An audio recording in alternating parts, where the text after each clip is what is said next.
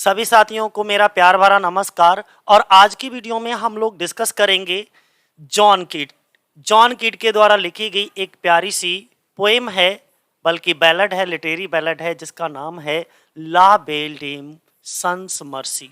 अगर हम ला belle dame sans mercy की बात करते हैं तो ये एक फ्रेंच टाइटल है। क्या है साथियों? फ्रेंच टाइटल है। ठीक है, तो जब ये फ्रेंच टाइटल है तो इसका इंग्लिश में वर्जन क्या होगा, इंग्लिश में ट्रांसलेशन क्या होगा? ला बेल डेम सन्स मर्सी को इंग्लिश में आप कह सकते हो a beautiful lady without mercy. A beautiful lady, एक सुंदर महिला, विदाउट मर्सी, बिना दया की। जिसको इस पोएम को, इस लिटरेरी बैलड को लिखा किसने? सेकेंड जनरेशन के एक रोमांटिक पोइट हैं जिनका नाम है जॉन कीट्स। अब थंबनेल पे ही हमने लगा रखा है इंपॉर्टेंट चीज। थंबनेल पे क्या लगा रखा है कि इस लिटरेरी बैलड को जॉन कीट ने ला बेल डेम सन्स मर्सी, जिसका नाम है, ठीक है, जिसका ये तो एक फ्रेंच टाइटल है। अगर आपको फ्रेंच में बोलना है तो ला बेल डेम सन्स मर्सी बोलोगे। अगर आपको इंग्लिश में बोलना है तो a beautiful lady without mercy बोलोगे। अगर मान लीजिए कोई इंडियन राइटर होता या इंडियन पोइट होता या कोई भी व्यक्ति होता तो वो इसी बात को अगर बोलता तो कैसे बोलता, क्या टाइटल रखता? तो हमारे यहाँ के जैसे मूवी टाइटल नहीं होते, बेवफा सनम, कातिल हसीना, इस तरीके के टाइटल रखता। ठीक है, वहां पर अच्छा ऐसा टाइटल जॉन कीट ने क्यों दिया? जॉन कीट ने ऐसा टाइटल इसलिए दिया क्योंकि इनकी एक प्रेमिका थी जिनका नाम था फैनी ब्रोन, और फैनी ब्रोन ने जो है इनका साथ छोड़ दिया, और उसी से परेशान होकर के, दुखी होकर के उन्होंने इस कविता को लिखा। इस कविता में जब आप इस पोएम को पढ़ोगे शुरुआत से लेकर के लास्ट तक, तो इसमें ऑटोबायोग्राफिकल एलिमेंट आपको दिखेंगे। ठीक है, ये पोएम लिखी कब गई? 1819 में इस ला बेल डेम सन्स मर्सी को लिखा गया।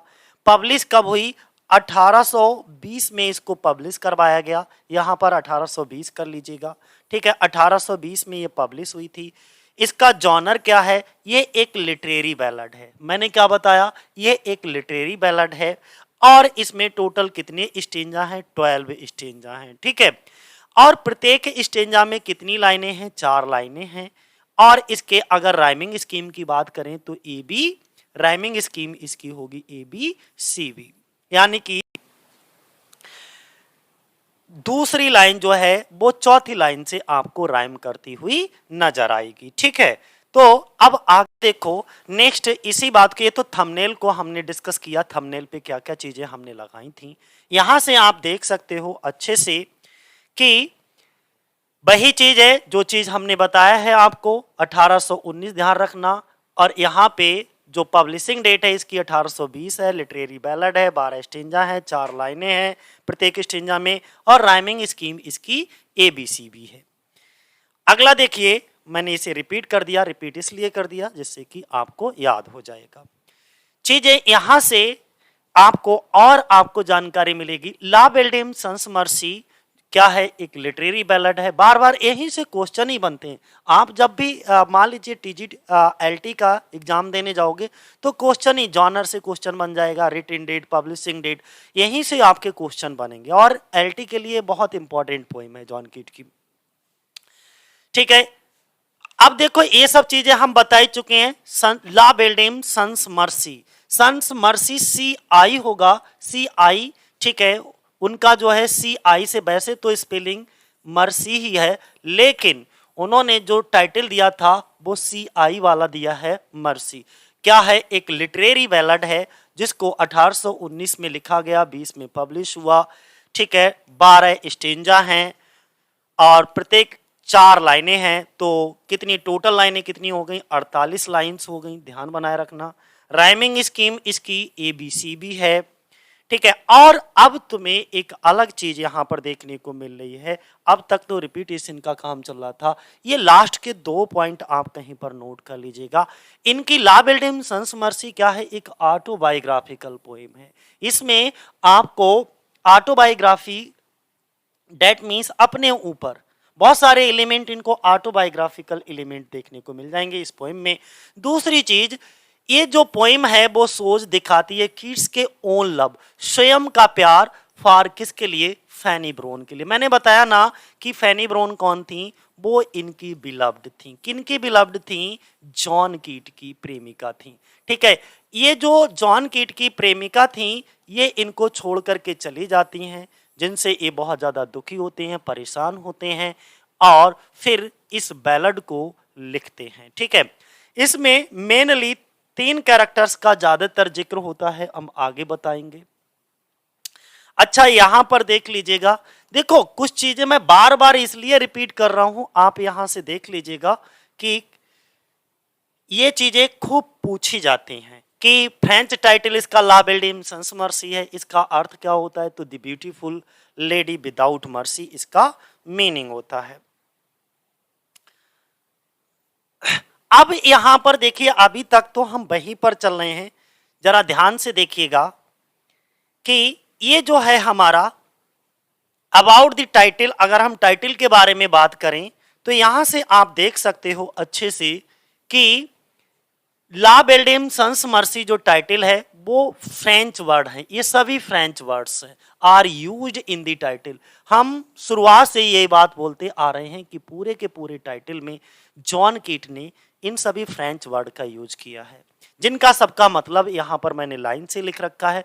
ला का मतलब होता है दी, बेल का मतलब होता है ब्यूटीफुल या प्रीटी, डेम का मतलब होता है अ गर्ल या अ वुमेन कह सकते हो, सन्स का मतलब होता है विदाउट के बिना, और मर्सी का मतलब होता है काइंडनेस, सिंपैथी, पिटी, ये सब।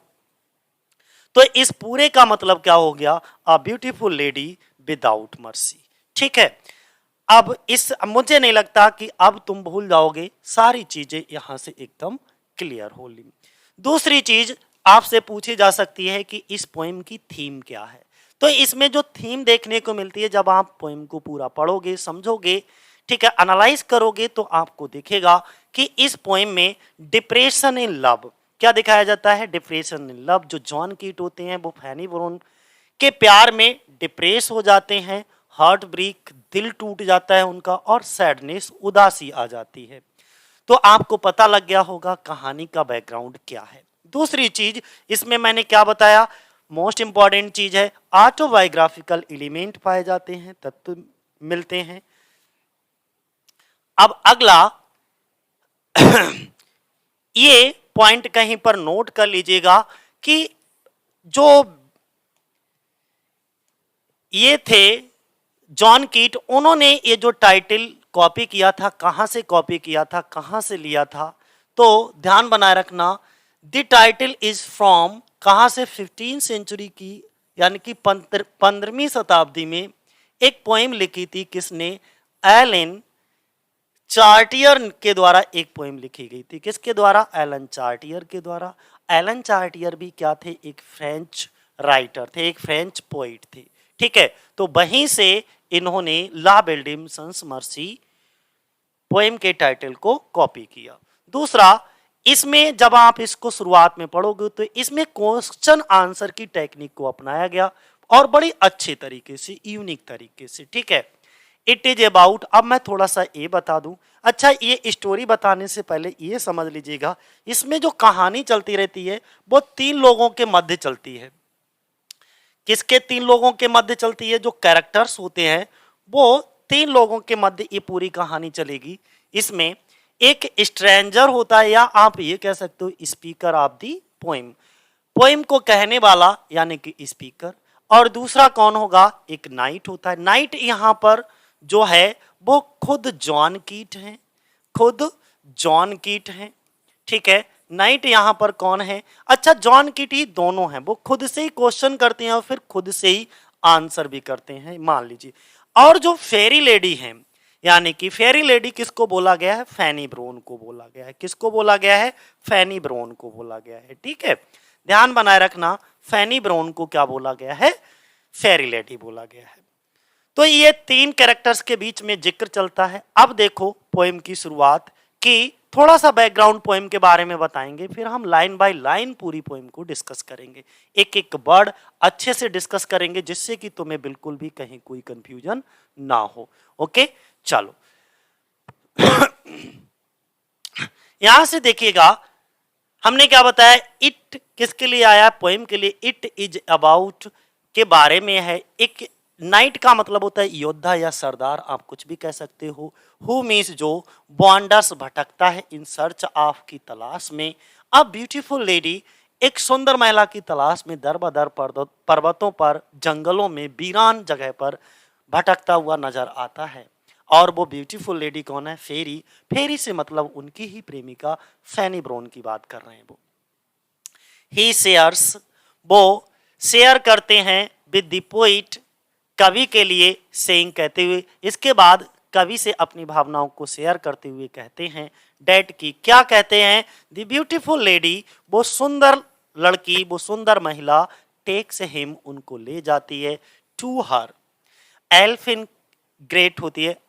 एल्फिन ग्रॉट क्या होती है कि एक रहस्यमय गुफा, जो पोएम में वर्ड यूज किया गया है वो एल्फिन ग्रॉट ही यूज किया गया है, जिसका मतलब होता है एक रहस्यमय गुफा, यानी कि वो सुंदर महिला, वो सुंदर लड़की इनको जंगल की एक रहस्यमय गुफा में लेकर के जाती है, ठीक है, यानी कि केव में लेकर जाती है। बियर, जहां पर सी मेक्स लव विद हिम, जहां पर वो सुंदर महिला क्या करती है, उसके साथ प्यार करती है। सी मेक्स लव, प्यार करती है, विद हिम, उसके साथ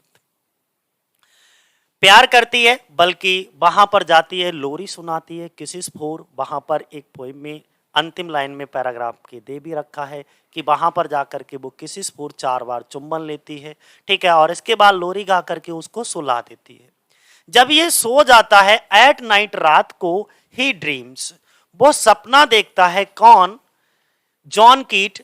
मान लीजिए नाइट, रात को सपना देख रहा है कि क्या सपने में वो किन किन चीजों को, किन किन लोगों को देखता है, दी पेल वॉरियर्स, यानी कि पीले पीले योद्धाओं को देखता है, किंग्स, राजाओं को देखता है, जो कि क्या कर रहे होते हैं, बॉर्न कर रहे होते हैं, चेतावनी दे रहे होते हैं, किसको, उस जॉन कीट को, मान लो डेट की, ही is in the power of the beautiful lady, कि अब वो ब्यूटीफुल लेडी की पावर में, चुंगल में फंस चुका है। जैसे नहीं, किसी भी व्यक्ति को एक बार प्यार हो जाए, फिर देखना उसके चेहरे की मुस्कुराहट कैसे चली जाती है, पता ही नहीं लगता कहाँ चली गई, है ना। बल्कि जाने कितने लोग तो डिप्रेशन में चले जाते हैं। बल्कि आपका खूबसूरत लाइफ है, खूबसूरत जिंदगी है, इसको एंजॉय करो, ना कि डिप्रेस होने के लिए तो है ही नहीं। तो that he is in the power of beautiful lady, और वो क्या करता है कि सपने में ये सब, क्योंकि ये भी इससे पहले, ये वॉरियर्स, ये किंग्स, ये सभी भी उस सुंदर महिला के धोखे का शिकार हो चुके हैं, ठीक है। तो इसीलिए उन्हें पता है, अनुभव है कि बेटा अब तू भी शिकार होने जा रहा है, तू अब उस सुंदर महिला के चुंगल में फंस चुका है, विदाउट मर्सी। और वो सुंदर महिला कैसी है, बिना दया की है, उसे बिल्कुल भी दया नहीं आती, वो बिल्कुल धोखा दे देगी तुमको, ठीक है, बेवफा समझो उसे, आपके साथ बिल्कुल भी वफा नहीं करेगी। और इतना सपना देखते ही उसकी आंखें खुल जाती हैं, ठीक है, ही बेक्स अप, वो जाग जाता है। और जब वो जागता है तो नजारा देखो कैसा होता है कि वहां पर कोई नहीं होता, वहां पर जो वो सुंदर लड़की होती है वो जा चुकी होती है उसे छोड़ करके। तो he does not find the lady, वह उस महिला को वहां नहीं पाता। कब नहीं पाता, जब वो जागता है।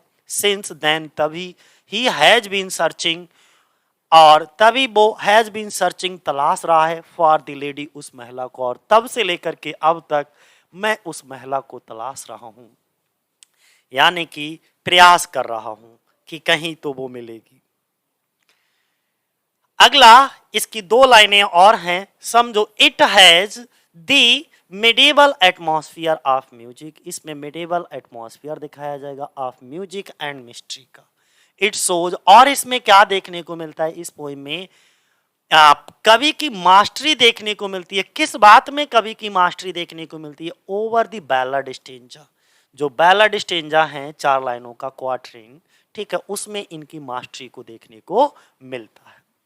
अगला, दूसरा, इसमें जो कवि ने डिक्शन यूज किया है वो बहुत ही सिंपल यूज किया है, और इस कविता में क्या दिखाया गया है, दर्शाया गया है, a fusion of sound and sense को दर्शाया गया है, ठीक है ना। इतनी कहानी आपको समझ आ गई। अगला देखो, नेक्स्ट अगर हम बात करते हैं, जॉन कीट के कुछ फेमस वर्क देख लीजिएगा। पहले जॉन कीट के बारे में ही समझ लीजिएगा 1 मिनट के लिए। अब देखो थोड़े से पॉइंट देखो, पोएम को तो हम लाइन बाय लाइन आपको पढ़ाएंगे ही पढ़ाएंगे, वर्ड बाय वर्ड पढ़ाएंगे ही पढ़ाएंगे। 2 मिनट के लिए बस इनके कुछ इंपॉर्टेंट पॉइंट देख लो पोइट के बारे में। तो यहाँ पे मैंने क्या बताया आपको, समझिएगा कि जो जॉन कीट हैं वो इंग्लिश रोमांटिक पोइट हैं, ध्यान रखिएगा। और ये second generation English romantic poet है, ये भी ध्यान बनाए रखना। कैसे है? Second generation.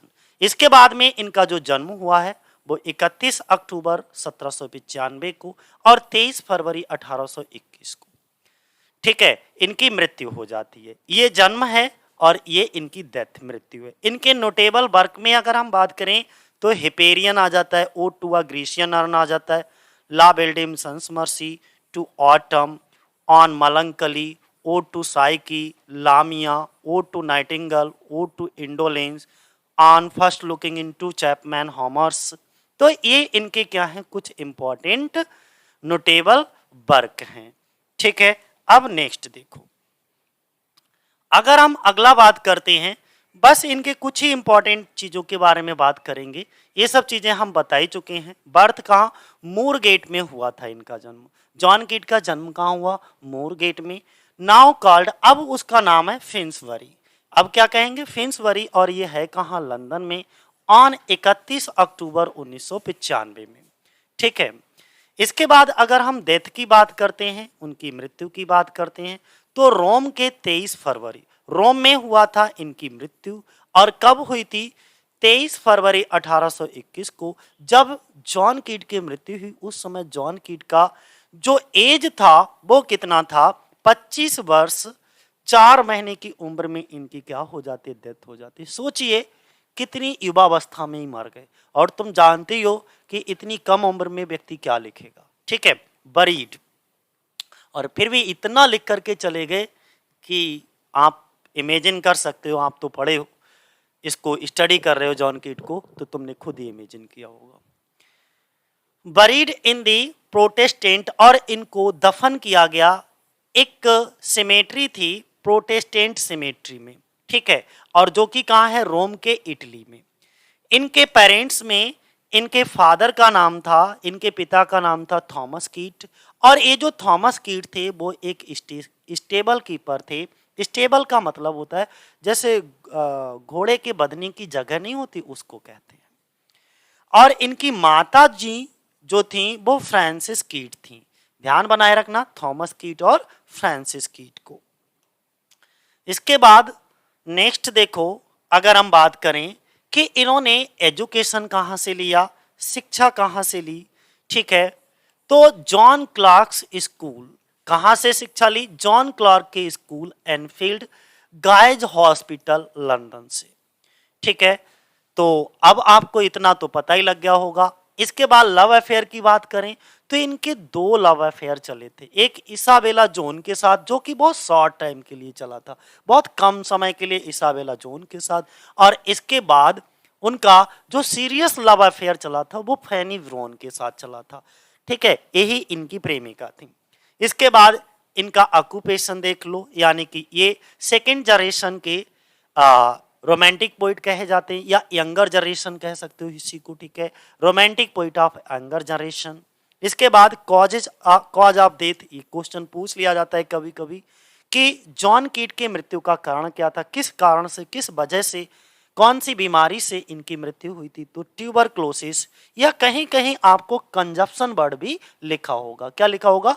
Consumption bird. तो या तो ट्यूबरक्लोसिस ध्यान बनाए रखना, चाहे कंजप्शन, कुछ भी हो, टीबी की बीमारी होती है, ठीक है। इसके बाद हम लोग चलो अब हम लोग डिस्कस करेंगे इसकी पोएम को लाइन बाय लाइन। तो इस स्टेंजा की पहली लाइन में देखो पोइट क्या कहते हैं, O what can ail thee. O what can ail का मतलब होता है दुख, दी मीन्स तुझे। हे कवि तुझे क्या दुख है। हे सशस्त्र सामंत, नाइट एट आर्म्स का मतलब होता है शस्त्रों से सुसज्जित, यानी कि सामंत, नाइट कह सकते हो। हे सशस्त्र सामंत तुम्हें क्या कष्ट है, अकेले दुखी घूम रहे हो, अलोन अकेले, पेलली पीले एकदम, लॉइटरिंग का मतलब होता है भटकना। तो पहला क्वेश्चन तो यही हो गया कि हे नाइट, हे सामांत, तुम्हें क्या कष्ट है और अकेले दुखी घूम रहे हो। This says has withered, says का मतलब होता है झील, झील के किनारे जो उगी हुई घास है वो भी क्या हो गई, विदर्ड हो गई है। विदर्ड का मतलब मुरझा गई है, फ्रॉम द लेक, जो झील के किनारे है, यानी कि झील के किनारे जो हरी भरी घास थी वो भी मुरझा गई है। नो बर्ड सिंग, और कोई भी पक्षी गीत नहीं गा रहा है। मतलब ये हुआ झील के किनारे उगी हुई घास वो मुरझा गई है, कोई भी पक्षी अब गीत नहीं गा रहा है। तो इसमें कवि जो है शस्त्रों से सुसज्जित एक योद्धा से पूछता है, हे हथियारों से लैस वीर, तुम्हारी क्या पीड़ा है, तुम्हारी क्या समस्या है, तुम अकेले भ्रमण कर रहे हो, दुख के कारण तुम्हारा चेहरा बिल्कुल पीला हो गया है और जो झील के पास की घास थी वो भी मुरझा गई है। आगे नेक्स्ट स्टेंजा में देखो, वो फिर से वही लाइन रिपीट होती है, O what can ail thee knight at arms so haggard, तुम बहुत ज़्यादा हैगर्ड दिख रहे हो। हैगर्ड का मतलब होता है चिंतित, दुबले पतले, ठीक है। हैगर्ड का मतलब क्या होता है, बहुत ज़्यादा चिंतित हो जाना, दुबला पतला हो जाना, टायर्ड, थका हुआ, ठीक है। एंड सो वो बिगॉन, वो का मतलब होता है चिंतित और बिगॉन का मतलब होता है बहुत ज़्यादा पीड़ित, यानी कि दुख से, वो बिगॉन का मतलब लिख लीजिएगा कहीं पर, दुख से बहुत ज़्यादा पीड़ित हो। द स्क्वायरल्स, और जो गिलहरी है, स्क्वायरल्स, ग्रैनरी, ग्रैनरी का मतलब होता है अनाज इकट्ठा करने का गोदाम, इज फुल कर लिया, भर लिया है। एंड दी हार्वेस्ट डन, और जो फसल थी वो भी लगभग कट चुकी है। हार्वेस्ट का मतलब फसल, डन का मतलब यहाँ पर कट चुकी है। तो वो कहते हैं गिलहरी, यानी कि तुम बहुत ज़्यादा थके से और उदास से लगते हो, गिलहरी का भंडार भी भर गया है, अब कोई भी दिखाई नहीं पड़ता, फसल कट चुकी है, यानी कि अब बाहर घूमने का मौसम नहीं है। आशय ये है कि जाड़े की ऋतु जो है वो प्रारंभ हो गई है। अब अगला देखो नेक्स्ट स्टेंजा, अगले स्टेंजा में कहा, आई सी, मैं देखता हूँ, अ लिली, यहाँ पर मेटाफर का यूज किया गया। लिली का मतलब होता है कुमुदनी का फूल, ऑन दाई ब्रो, तेरी ब्रो पर, तेरी भौं पर। तो वो कहते हैं तुम्हारा मस्तक, यहाँ पर उन्होंने तुलना की है कि जो तुम्हारा मस्तक है वो सफ़ेद और एकदम रक्तहीन हो गया है, किसकी तरह, लिली के फूल की तरह। विद एंग्यूस मॉइस्ट, विद एंग्यूस मॉइस्ट का मतलब होता है, कहीं पर भी मान लो एंग्यूस लिखा हुआ है तो इसका मतलब ये हो जाएगा कि घोर मानसिक कष्ट, घोर मानसिक बेचैनी, ये कह सकते हो आप, ठीक है। मॉइस्ट का मतलब होता है पसीने से नम होना, भीग जाना। And fever due, fever due का मतलब होता है आपको महान उत्तेजना के कारण बहुत ज़्यादा पसीना आ रहा है, बुखार सा लग रहा है, आपकी तबीयत ठीक नहीं लग रही है। एंड और ऑन दाई चीक्स, और तुम्हारे गालों पर, अ फेडिंग रोज, यानी कि जो तुम्हारे गालों का कलर है, जो तुम्हारे गालों का गुलाबीपन है वो भी फेडिंग हो गया। फेडिंग का मतलब मुरझा गया है, किसकी तरह, रोज की तरह। पहले तो तुम्हारे गाल, तुम्हारा चेहरा एकदम गुलाबी रोज की तरह गुलाब था, ठीक है, लेकिन अब वो पूरी तरीके से मुरझा गया है। कहने का मतलब उनका सिर्फ इतना है कि हे सामंत, तुम कितने दुर्बल लग रहे हो, तुम्हारा चेहरा और गाल सफ़ेद और रक्त विहीन हो गया है, उसका मस्तक सफ़ेद कुमुदनी की भांति एकदम सफ़ेद है, रक्तहीन है, उसके मुख पर मानसिक चिंता और उत्तेजना के कारण पसीने की बूंदें हैं, उसके गालों का जो गुलाबी रंग है वो भी हल्का पड़ गया है और शीघ्र ही मुरझा जाएगा, ऐसा वो कहते हैं। यहाँ पर लिली का प्रयोग पीलेपन के प्रतीक के रूप में किया गया है, इसीलिए मैंने बता दिया यहाँ पर क्या है, मेटाफर का यूज किया है। स्टेंजा नंबर 4 देख लीजिएगा, आई मीट। अब वो यहाँ से आंसर देना शुरू करेंगे स्टेंजा नंबर 4 से। अब वो बताते हैं अपनी पूरी कहानी, लव स्टोरी। आई मीट, मैं मिला, अ लेडी, एक महिला से, इन दी मीट्स, चरगाहा में, मैदान में, एक खुले मैदान में, चरगाहा में मैं एक महिला से मिला। देखो यहाँ पर जॉन कीट ने कितना अच्छा एडजेक्टिव, खाली ब्यूटीफुल कह देते तो नहीं काम चलता, फुल ब्यूटीफुल, सुंदर थी, वो बहुत सुंदर थी, और कैसी, अ फेरी चाइल्ड, जैसे कि एक परी की बच्ची हो। हर हेयर वाज लॉन्ग, उसके जो बाल थे वो लंबे लंबे थे।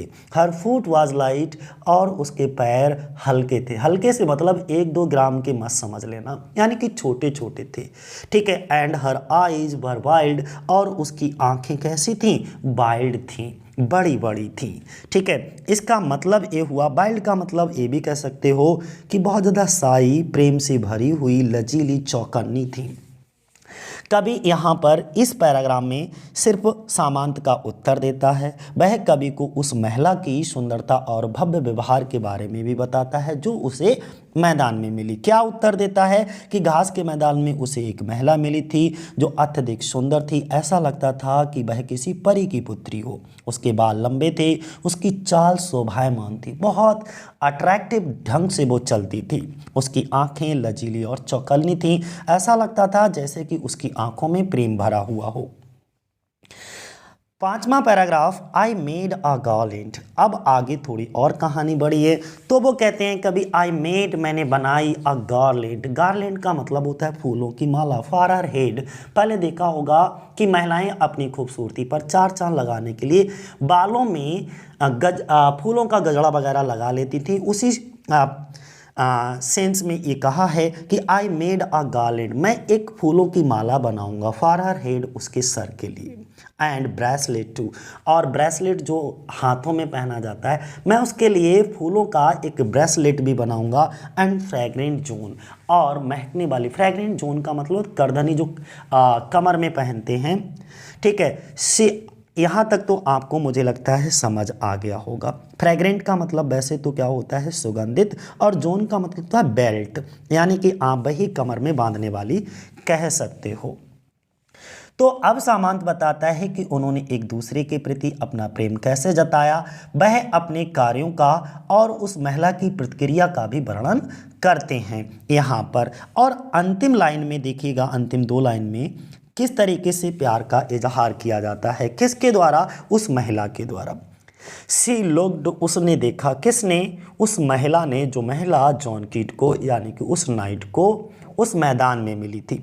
तो सी लुक्ड एट मी, उसने मेरी ओर देखा, जैसे कि सी डिड लव, वो मुझे प्यार करती हो। इतनी मद भरी आंखों से, मदहोश नज़रों से उसने मेरी ओर देखा जैसे कि वो मुझे प्यार करती हो। और देखने के साथ साथ एंड मेड स्वीट मोन, और वह बहुत मीठे ढंग से कराई। मोन का मतलब होता है कराना, और स्वीट मीन्स होता है मीठे ढंग से, यानी कि कहने का मतलब ये है मैंने उसे अपनी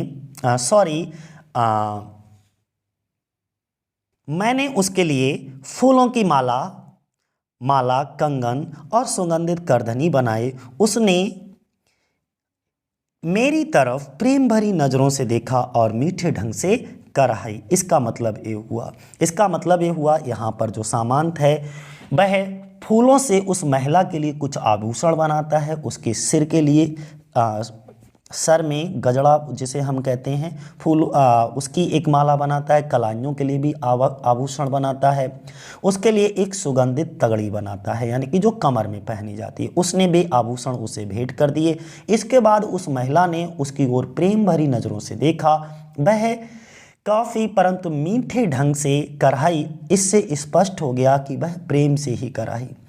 उसने फूलों के द्वारा अपना प्रेम, यानी कि यहाँ पर कवि ने अपना प्रेम फूलों को भेंट करके प्रकट किया, और उस महिला ने अपना प्रेम जो है वो कराहट से अपना प्रेम प्रकट किया, यानी कि मद भरी आंखों से देख करके। बात क्लियर हो गई। इसके बाद क्या हुआ, ये तो हो गया, एक दूसरे से प्यार भरी नज़रों से देख लिया, एक दूसरे को प्यार का प्रपोज भी कर दिया। इसके बाद ये लॉन्ग ड्राइव पे निकल जाते हैं। लॉन्ग ड्राइव से मतलब ये है कि आई सेट हर, मैंने उसे बिठा लिया, ऑन माई पेसिंग का मतलब होता है तेज गति से चलने वाले, स्टीड मीन्स घोड़े पर। मैंने उसे अपने तेज गति से चलने वाले घोड़े पर बिठा लिया। एंड नथिंग एल्स, और कुछ भी नहीं देखा, के सिवाय, यानी कि ऑल डे लॉन्ग, पूरे दिन भर मैंने उसकी सूरत के अलावा कुछ भी नहीं देखा। मैं पूरे दिन भर उसकी सूरत को ही निहारता रहा। फॉर साइड लॉन्ग, कभी वो इस तरफ झुकती थी क्योंकि घोड़े पर ये यात्रा कर रहे हैं, तो कभी वो घोड़े के उस तरफ झुकती थी। Side long would see bent, वो झुकती थी और क्या करती थी, एंड सिंग गा रही थी अ फेरी सॉन्ग, एक परियों वाला गीत गा रही थी।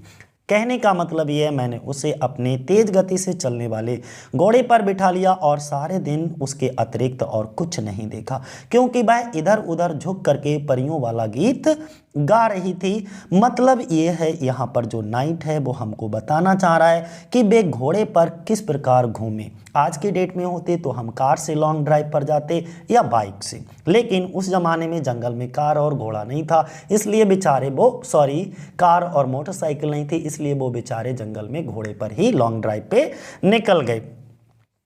तब उन्होंने कहा कि देखो किस तरीके से घूमे। महिला ने अपने मुख और प्रेम का प्रदर्शन किया, वह उसे देखता रहा। ये सारी बातें रहीं। बात क्लियर हो गई? एक बार कहो तो फिर रिपीट कर देता हूँ। सामंत ने उसे कहाँ बिठाया? उठा करके अपने तेज गति से चलने वाले घोड़े पर बिठा लिया। दिन भर केवल उसकी सुंदरता को निहारता रहा और कुछ भी नहीं देख सका, क्योंकि उसने अपना मुंह एक ओर मोड़कर सामंत की ओर देखा और एक परियों वाला गीत गाया। इसके बाद अगला नेक्स्ट, अब ये जंगल में पहुंच जाते हैं। जंगल में पहुंच करके भाई एक दूसरे के खान पान की व्यवस्था करते हैं। अगर हम लोग लॉन्ग ड्राइव पे कहीं निकलते तो डेफिनेटली किसी होटल वगैरह में खाना या ढाबे वगैरह में बैठ करके खाना खाते। अब जंगल में ढाबा और होटल नहीं था, तो इसलिए वो जंगल में जो चीज़ें भी खाने पीने की मिली उन चीज़ों को वो लेकर आती है। देखो किस तरीके से इस पैराग्राफ को समझो। सी फाउंड मी, वो मेरे लिए लेकर आई क्या? रूट्स, जड़ें, ऑफ रेलिश स्वीट, बहुत स्वादिष्ट जड़ें। जैसे गाजर है, मूली है, लेकिन वहाँ गाजर मूली कहाँ रखी? ठीक है, तो कुछ और नीचे ज़मीन में उगाई जाने वाली फल होंगे, ठीक है, उनको ढूंढ करके लाई। तो सी फाउंड मी, वो मेरे लिए लाई रूट्स, जड़ें, कैसी? Of relish sweet, relish sweet यानी कि मीठी जड़ें लेकर के आई। ठीक है, और इसके बाद में रेलिश स्वीट का मतलब ध्यान मान लो बहुत स्वादिष्ट, एंड हनी वाइल्ड, और क्या लेकर आई? हनी वाइल्ड, हनी का मतलब होता है शहद, और जंगल में पाया जाने वाला शहद लेकर आई। एंड मन्ना ड्यू, भाई साहब मन्ना ड्यू का तो मतलब आप समझ गए होंगे, अमृत। अब ये अमृत पी लेंगे बस, अब ये कभी नहीं मरेंगे। ठीक है, यानी कि वो इनके लिए मन्ना ड्यू लेकर आई, डेट मीन्स अमृत। एंड और श्योर, निश्चित ही, इन लैंग्वेज, एक ऐसी भाषा में जो कि स्ट्रेंज थी। स्ट्रेंज का मतलब उसे समझ नहीं, बड़ी विचित्र भाषा थी।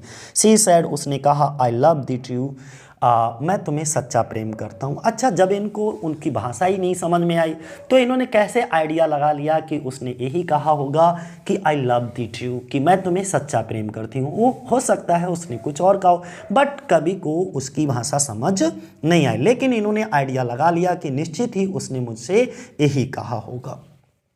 बात समझ में आई? क्या कहा उसने? मेरे लिए सुस्वाद मूल, वन में मधु यानी कि वन में पाया जाने वाला शहद, और देवताओं का पेय पदार्थ जो कि मन्ना ड्यू अमृत होता है वो ला करके दिया। और अपरिचित भाषा में निश्चय ही उसने कहा कि मैं तुम्हें सच्चा प्रेम करती हूँ। बात समझ में आ गया? अब यहाँ पर जो नाइट है वो कवि को बताता है, आंसर करता है कि महिला ने किस प्रकार उसका स्वागत किया। वह उसके लिए भोजन और पेय लाई और उसके प्रति अपना प्रेम प्रकट किया। यानी कि सामंत और महिला दोनों कहाँ हैं? ध्यान से बनाए रखिए, घोड़े पर जा रहे हैं। मार्ग में महिला ने उसका आदर सत्कार किया। वह स्वादिष्ट मूल खोज करके लाई है और उसको खाने को दे दिया। उसने वन में से कुछ अच्छा प्राकृतिक शहद ला करके दिया। उसने देवताओं को जो पीने योग्य, क्योंकि देवता ही पीते हैं मन्ना ड्यू, यानी कि एक अमृत पीने के लिए दिया। और महिला ने उससे कुछ कहा। वह उसकी भाषा नहीं जानता था, कौन? नाइट, परंतु उसने निश्चित रूप से उसे ऐसा लगा कि उसने उसके प्रति अपने सच्चे प्रेम का निवेदन किया हो। बात इतनी समझ में आ गई। अब अगला पैराग्राफ नंबर 8 देख लो। 8वें पैराग्राफ में कहा गया शी टुक मी, अब वो भाई ले गई। जैसे हम लोग नहीं कहीं अगर लेट हो जाते हैं तो स्टे करते हैं किसी होटल में, वैसे ही अब जंगल में होटल कहाँ रखा है, तो ये महिला उसको ले गई एक एल्फिन ग्रॉट में, एक रहस्यमय गुफा होती है उसके अंदर ले जाती है। वहाँ पर ये प्यार करते हैं। कैसे? समझो। सी मीन्स वह कौन? वह सुंदर महिला, ठीक है, टुक मीन्स ले गई, मी मीन्स मुझे, टू हर अपनी एल्फिन ग्रॉट में, एल्फिन ग्रॉट का मतलब होता है रहस्यमयी गुफा में ले गई, एंड और देयर वहाँ पर सी बेप्ट वो रोई। देखो ये इमोशनल कार्ड तो उनका सबसे पहला हथियार होता है। तो एंड देयर सी बेप्ट और वहाँ वह रोई, एंड साइंड और आहें भरी, फुल शोर पूरी जोश के साथ। इसका मतलब हुआ कि फुल शोर से मतलब आहें भरना होता है, ठीक है।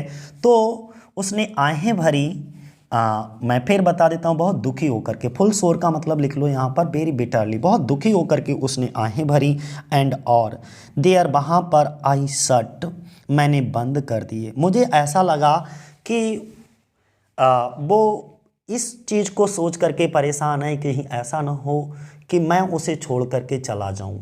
कवि को ऐसा लगा। ये विश्वास दिलाने के लिए कवि ने क्या किया कि आई शट मैंने बंद कर दिए, हर वाइल्ड वाइल्ड आइज उसकी बड़ी बड़ी आंखों को मैंने बंद कर दिया। किस तरीके से? विद किसिस फॉर 4 बार चुम्बन लेकर के। उसके कहने का मतलब ये है कि वो सुंदर लड़की मुझे अपनी गुफा में ले गई और वहाँ वह रोई और बहुत दुखी होकर के रोई, बहुत दुखी होकर के आहें भरी, और वहाँ मैंने 4 चुंबनों से उसकी मद भरी आंखों को बंद कर दिया। कहने का मतलब ये है, अब यहाँ पर नाइट कवि को आंसर करता है कि किस प्रकार उस महिला ने फिर रोकर और आहें भरकर अपना प्रेम प्रकट किया और किस प्रकार चुंबनों के द्वारा उस महिला को मैंने अपने प्रेम का विश्वास दिलाया कि मैं भी तुमको सच्चा पक्का प्रेम करता हूँ। ठीक है, सामंत का आदर सत्कार करने और उसके प्रति अपने प्रेम को प्रकट करने के बाद वह महिला जो है उसे अपने गुफा में तो ले ही जाती है। गुफा बहुत अंदर से सुंदर और सुविधाजनक थी। वहाँ वह रोती है, आहें भरती है। सामंत को लगता है कि वह इसलिए रो रही है क्योंकि वो डर रही है कि मैं उसे छोड़ करके ना चला जाऊँ, उल्टा। और जबकि यहाँ पर इस पैराग्राफ में, अगले पैराग्राफ में आपको समझ आएगा उल्टा होता है। कभी तो उसको छोड़ करके नहीं जाता है, लेकिन वो सुंदर महिला इसको छोड़ करके चली जाती है और इसके बाद ये पागलों की तरह उस एरिया में भटक रहे हैं। तो वही बात कही है कि उसके मन में उस महिला के प्रति गहरा प्रेम भर गया और उसने आश्वासन दिलाना चाहता था कि मैं उसे कभी भी छोड़ करके नहीं जाऊंगा।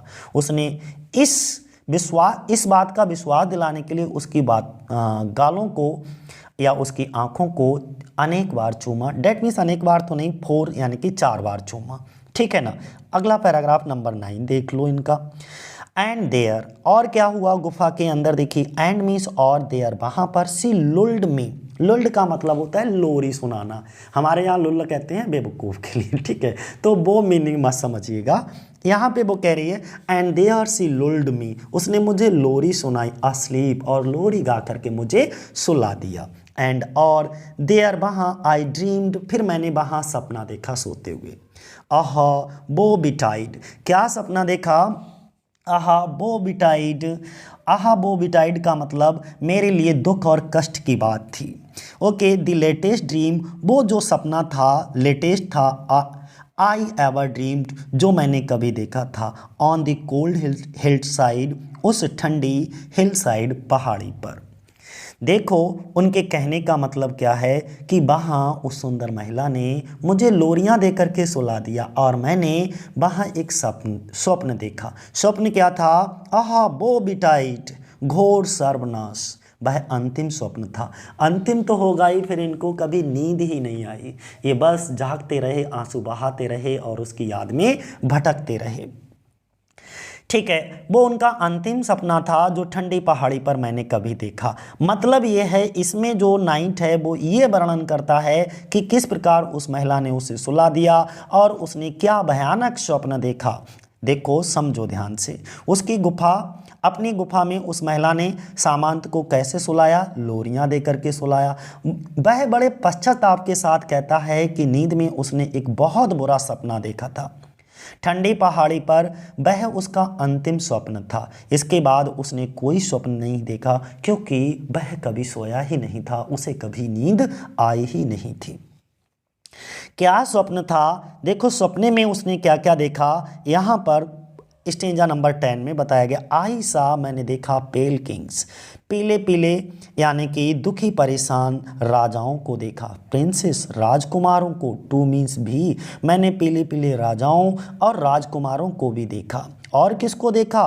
पेल वॉरियर्स, पीले पीले, डेट पीले से मतलब, पेल से मतलब यहाँ पर चिंतित, या कहते नहीं जब लोग या व्यक्ति बहुत ज़्यादा परेशान होते हैं, चिंतित होते हैं, तो उनका कलर जो है, जो गुलाबीपन होता है चेहरे का चिंता की वजह से, वो खून की कमी की वजह से पीला पड़ जाता है, जिसे पीलिया कहते हैं। तो पेल वॉरियर्स, पीले पीले योद्धाओं को देखा, डेथ पेल, ऐसा लग रहा था जैसे कि जैसे मृत्यु हो जाने पर कोई व्यक्ति पीला हो जाता है, बर्दे आल, वो सभी भी वैसे ही कुछ दिख रहे थे और वो सभी चिल्ला रहे थे। कौन सभी? इसीलिए दे प्रोनाउन का यूज हुआ है। किस किस के लिए? राजाओं के लिए, राजकुमारों के लिए, वॉरियर्स के लिए, उन सभी के लिए दे प्रोनाउन का यूज किया जॉन कीट ने। दे क्राइड, वो सभी चिल्ला रहे थे, वो सभी वार्निंग दे रहे थे, मुझे चेतावनी दे रहे थे। ला बेल्डेम सन्स मर्सी, उस बेवफा लड़की से सावधान रहिएगा, ठीक है। अ लेडी विदाउट मर्सी, वो बिना दया की औरत है।